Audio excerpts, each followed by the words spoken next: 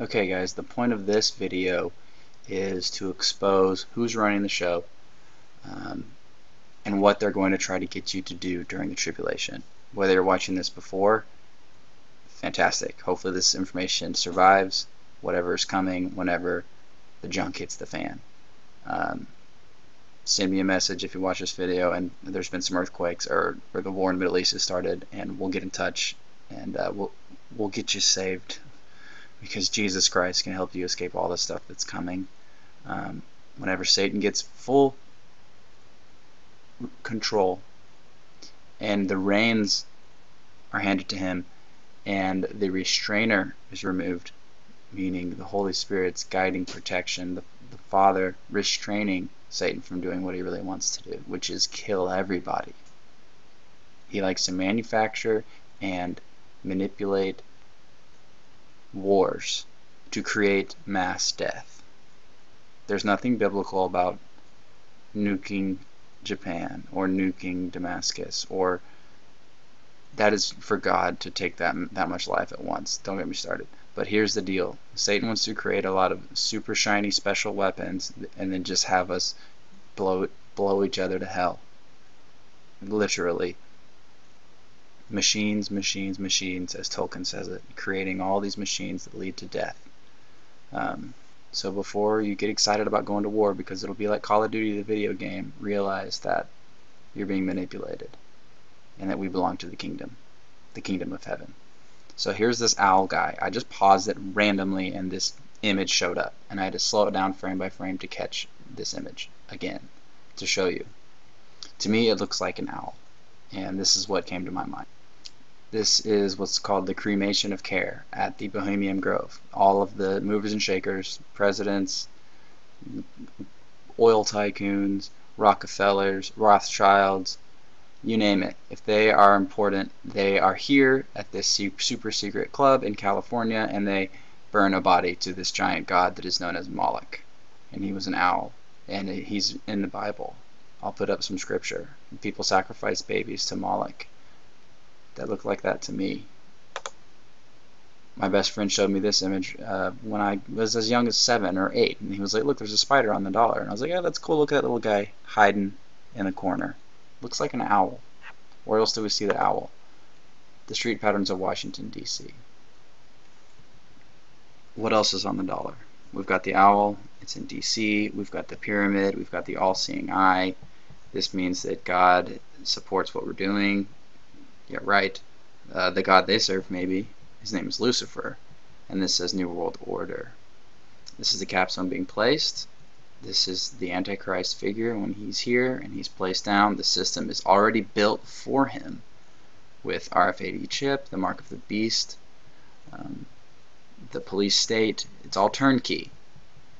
Having control of all the kingdoms to put on this giant show for the public, make you fight to the death for your country and die for the pleasement of the devil. So, and I'm not saying buy a bunch of guns and go hide in a bunker. Obey the rules of the law of the land. But if they tell you to get the mark of the beast, that's when you're allowed to say, no sir, because the Bible clearly says to not take this mark, for it will condemn you to hell for eternity. You're going to get boils and sores later on in the tribulation, and more importantly, you're going to be in eternal damnation, which is forever, ever.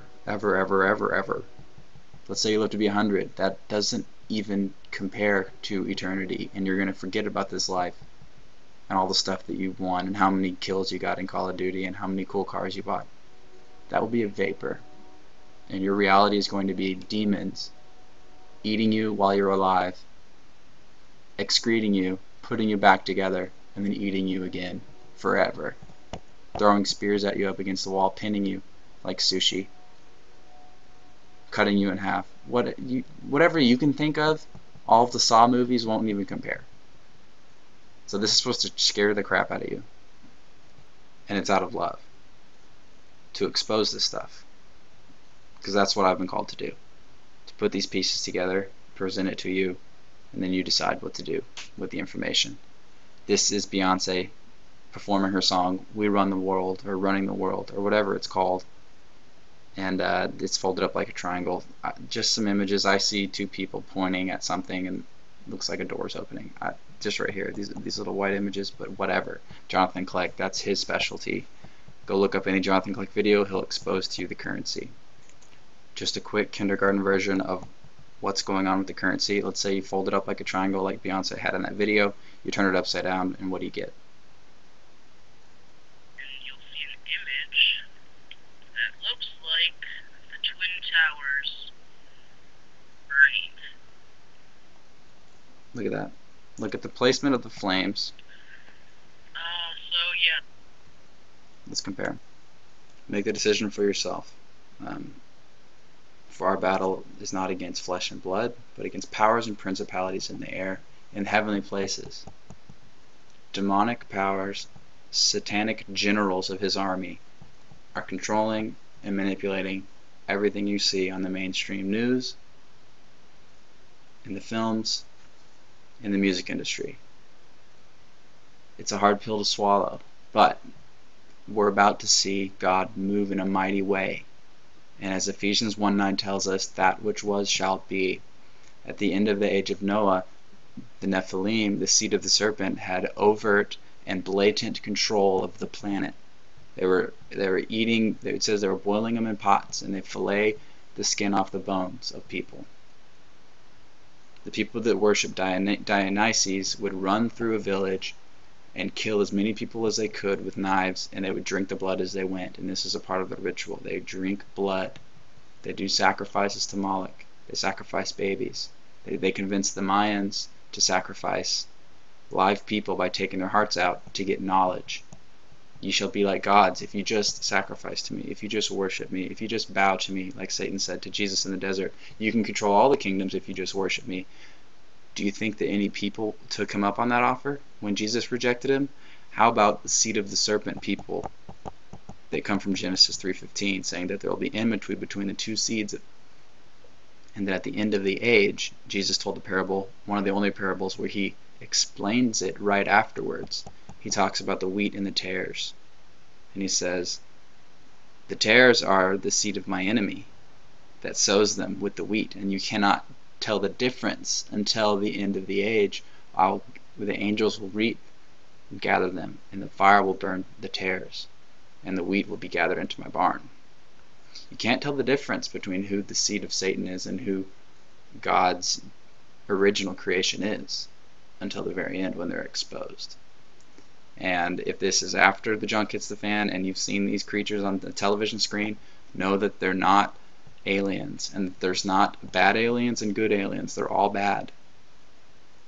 If some race shows up with this invasion and they stop World War III, they stop us from nuking ourselves, and they defeat the bad aliens that are covertly controlling the world right now, which is just the seed of the serpent. You see, it's a show. It's just like Hitler did. He turned his best generals against each other, the SS and the Gestapo. I had to look up this book, Hitler, The Pathology of Evil. Just check it out. It shows how this previous version of an Antichrist character ends up turning his two greatest forces against each other, exposing scandals and etc. So it's going to happen again, but on a much grander scale. He's going to turn two forces against each other, and it's going to appear to be that one side is winning and that one is losing, which will be the case, and it will appear to be that the side that wins is good, and will involve the New World Order, the one world government, and particularly the one world religion. This is how they're going to get people to worship them, because they're going to save their lives in a supernatural way, raining fire from heaven, lying signs and wonders, things like that. So let's take a look at what they want you to do. They want you to take this and put it in your skin, on your hand or in your forehead. To think something so small can connect you to everything that matters. When your life and all you love are on the line, HealthLink is always with you when every second counts in the emergency room, providing immediate access to your medical needs. Look, it's going to make sense to get, because the old guy can't remember to take his pills. This will remind him. He doesn't know when to check up. You can't even notice it. It'll keep your kids from getting stolen. It also has your financial information. So you just walk into a McDonald's and say, I want to order this, and it takes it out of your account automatically. We saw this on an IBM commercial in, oh goodness, I don't know, 2001 or 2002. This guy puts all his food in his coat and walks out, and he just buys it because he has the mark. It's convenient. It's man's innovation. It's wonderful. It's the next step in technology. This is what they're going to say to try to get you to take it. And whether it's that RFID chip specifically, or there's some new technology like this, like an electronic skin tattoo, anything that's in your skin, or in your forehead or in your hand, just stay away from it. Just don't do it. That's all there is to it. And it's going to be so hard to say no. And I'm going to show that it's not just going to be for convenience. It's going to be also for enhancement. Transhumanism. The New Age. Ye shall be like gods. The original lie is going to get thrown in our faces again.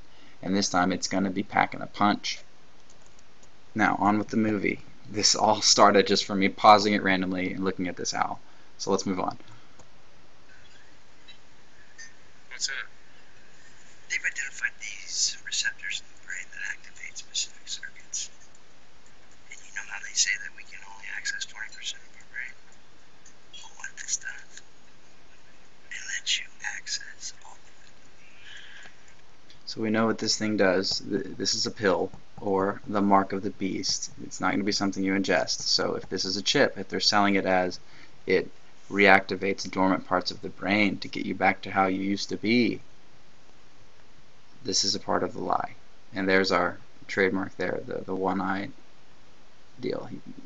That's not by accident.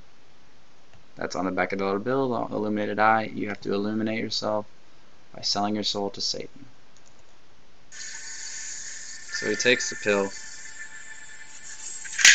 It fixes his brain.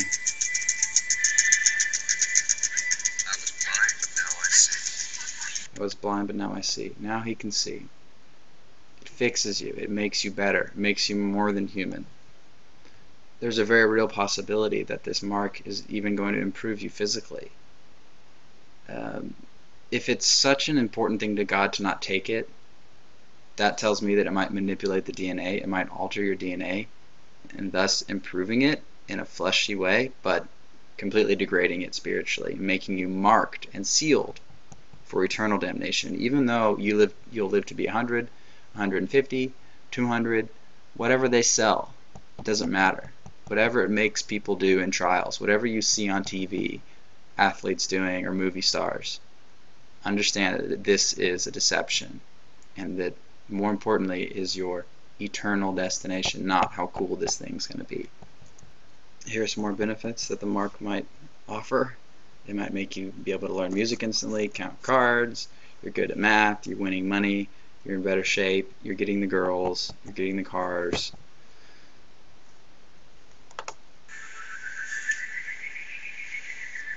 In a sizzling 3 days of trading, the unknown Mr. Moore trumped the market, prompting one top hedge fund manager to comment. He's Houdini. He's a prophet of our times. Okay, give me that. Give me that. He's God? Ye shall be like gods. And here's a reference to DNA, him being aware of every scrap of DNA in every company that he's bought. To me, this made me think of how they are all pooling together their resources. The Bill Gates, Ted Turner, the Rothschilds, Rockefellers, JP Morgan, they all know each other because they all trace back. Go look it up. Which was a massive research. I knew every helix of every scrap of DNA in every company I bought. Papers. I know every helix of every scrap of DNA, every company I've bought.